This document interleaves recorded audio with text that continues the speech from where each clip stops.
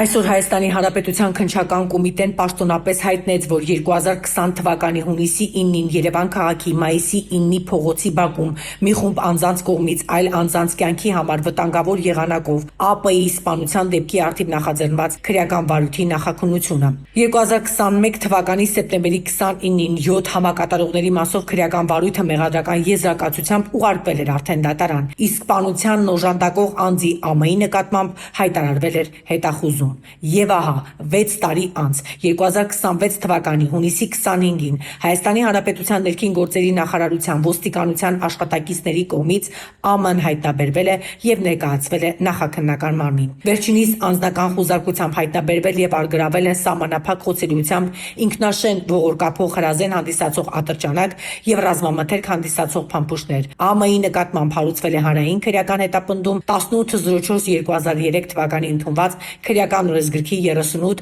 104-րդ հոդվածի 2-րդ մասի 6-րդ եւ 7-րդ կետերով մի խումբ անձանց կողմից այլ անձանց կյանքի համար վտանգավոր եղանակով սպանությանն օժանդակելը եւ քրեական օրենսգրքի 335-րդ հոդվածի առաջին մասով ապօրինի կերպով հրազեն եւ ռազմամթերք ձեռք բերելը եւ պահելը։ Նրա նկատմամբ որպես խափանման միջոց կիրառվել է կալանքը։ Քրեական վարույթը մեղադրական եզրակացությամբ ուղարկվել է հսկող դատախազին այն հաստատելու եւ քննության առնելու համար դատարան ուղարկելու միջնորդությամբ։ Արմնու լրատվականը դեռևս 2020 թվականին հայտնել էր, որ սպանվածը 28-ամյա Աշոտ Պետրոսյանն է, ով Շենգավիթում առավել հայտնի է Կյաժ Աշոտ մականվամբ։ Եվ ահա սպանությունից 6 տարի անց իրավապահ մարմինները օժանդակողին հայտնաբերել են եւ գործն ուղարկում են դատարան։